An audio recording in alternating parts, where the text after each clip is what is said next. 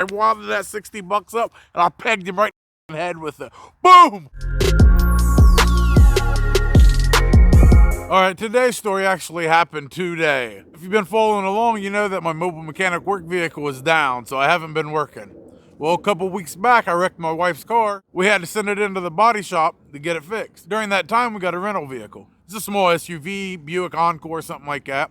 So I threw the blanket down, I grabbed my socket set, I grabbed my jack. So what I did was take a blanket, I threw it in the back, just a couple little things that maybe I could do a job or two. We had some calls, but they was too big. So we can only do small jobs, like a brake job, spark plugs, a diagnosis. That's actually what is perfect for us. So we only did one job, and it was last week, and we did a diagnosis, and it ended up being hamburger meat that was stuck in the back seat of a vehicle. I'll actually put the video up at the end of this video. Once you go ahead and click on that and watch that. It is very unique, and that was my first job back. Well, today, got a couple calls. Once again, they was too big. So I started reaching out to customers. Well, one of them hit me back and said, yeah, man, my Ford F-150 is acting up. Can you come out here and do a diagnosis? So I told him, yeah, I'll be right out. Well, I start looking at our text messages because I kind of forgot who he was. You know, I mean, I've had thousands of customers, literally. But I save all the text messages so I can actually reach back out to people. Or when they reach back out to me, I know what I've done in the past or the prices I told them or whatever. So I'm looking back at it and I start remembering the guy. Now, I've worked for him 2 other times, but he's paid on time. Everything's good that way. But what happens is he'll come out a bunch while you're working. Now, he won't stand directly over you.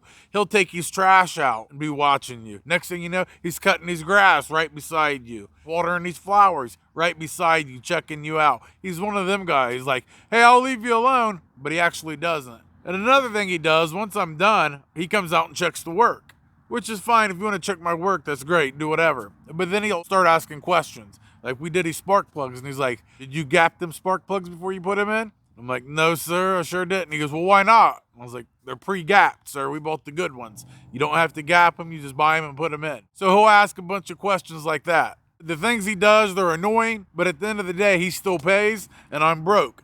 So I need to make some money, go ahead and take this job. Because the rental vehicle I have will go back any day. Because our car will be done any day. You best believe when my wife gets her car back, she's not letting me use that as a work vehicle. She only lets me drive it once in a while. Now that I wrecked it, you best believe I ain't getting in that thing again. She'll make me walk to the grocery store before she lets me drive. So I talk to him, I tell him, yeah, we're gonna do it. I'm headed out there. So I tell my wife, hey, I'm out of here, gotta go do this job. Just a diagnosis. So I go out there, I arrive on scene, he comes out, he knows the drill, he hands me $60 and he gives me the keys and he walks away. So far, so good. Well, what was wrong with his vehicle? He was having a hard time starting it. So he wanted me to diagnose a no-start condition or a hard start condition. Now, he has a Ford F-150 and it's parked on a hill like this. Not even in his driveway, but beside his driveway. And it's a pretty good incline, like maybe 45 degrees, something like that.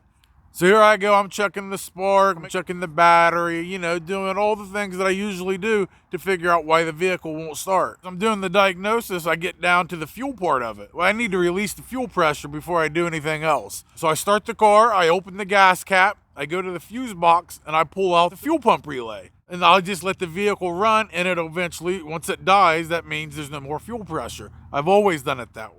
And that's exactly what I did. So then I go underneath his vehicle, I'm looking, checking, trying to see what's going on. And I actually don't find out what the problem is. So I'm still in the middle of the diagnosis. I've only been looking at it like maybe 20 minutes.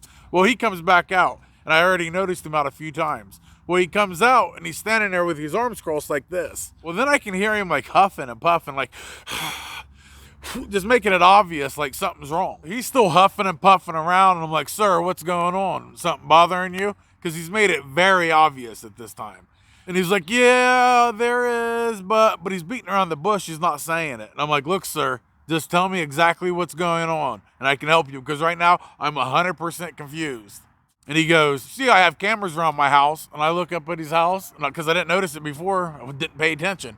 I look up at his house. I'm like, yes, sir, I see him. And I'm really confused now. He goes, well, when I was looking at the video recording, it shows you over here by my truck, and my gas cap's open still. And you was over there for like 15 or 20 minutes. And I still don't know what he's getting at. I'm like, yes, sir. I was just releasing the fuel pressure and stuff. He goes, you don't have to open the gas cap to let the fuel pressure release. I was like, no, there's other ways to do it. So after I say that, I'm still very confused. I don't know what he's getting at. It's not registering with me that he thinks I stole his fuel.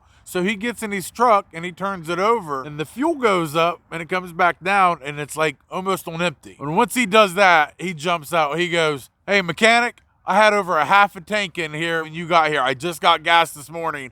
And he goes, "Now it's almost all the way to E. You stole my gas. Come look at the fuel tank." And I walk over there and I look at it. I said, "Yes, sir, I see it." I said, "You're parked on a hill, sir. All your gas ran down." I said, "Your fuel pump, your center unit is at the top of this tank and all your fuel's down." And he just looked at me like he wasn't understanding. I said, "Well, watch. Once we get this level, we'll get the truck down, it'll go back up." He's like, "Okay, we'll see. So we get his truck, we put it down, he starts it, and he takes off, and he drives down to the gas station. Well, he comes back, he goes, "It did go up a little bit, but it still wasn't where it was before." And I was like, "Sir, I did not steal your gas." I was like, "Here, search my stuff." So I opened my trunk and I'm like showing him everything. I didn't even have gas can with me. I shouldn't even had to show him all this stuff. He's like, "All right, man, just go ahead and finish." Well, now I'm mad at this point because he didn't apologize. Like, I've already proved everything. And I told him, I was like, "Hey, sir, I'm not really comfortable working for you now." I was like, "Here's your money back."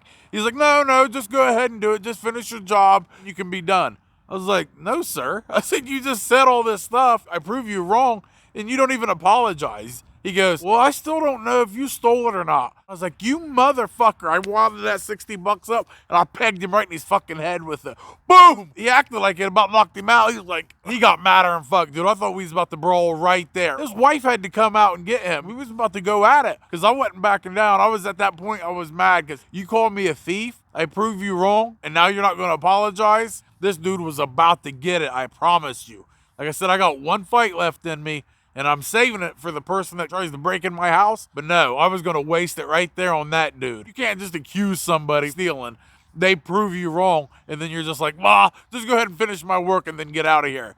Fuck you. So now I'm madder than hell. Like, I threw the $60 at him. So I'm out $60. I put $20 in gas to get here. So I done spent an hour total driving up here dealing with this shit. I should have just stuck the money right in my pocket and told him to fuck off. But no, I thought I'd be cool and smack him in the head with it. It was pretty cool though. You should have seen him, man. He did not expect that coming. And I threw that 3 ounces of money like I was throwing a Nolan fastball. I about threw my shoulder out throwing that thing. But it nailed him. Bam! So we're out of a vehicle. We got to take this rental vehicle out, man. So we have no pride left. My rich subscribers, you need to send me some money right now. Here's my Cash App and Venmo. I have no pride left. We need a mobile mechanic work vehicle. So send me money. If you send me $5, we're going to write your name on the hood of the new vehicle. We'll write it small. But if you send $10, you get a bigger one. You send $100, you'll have your name this big. You send $1,000, you'll have your name on the whole hood.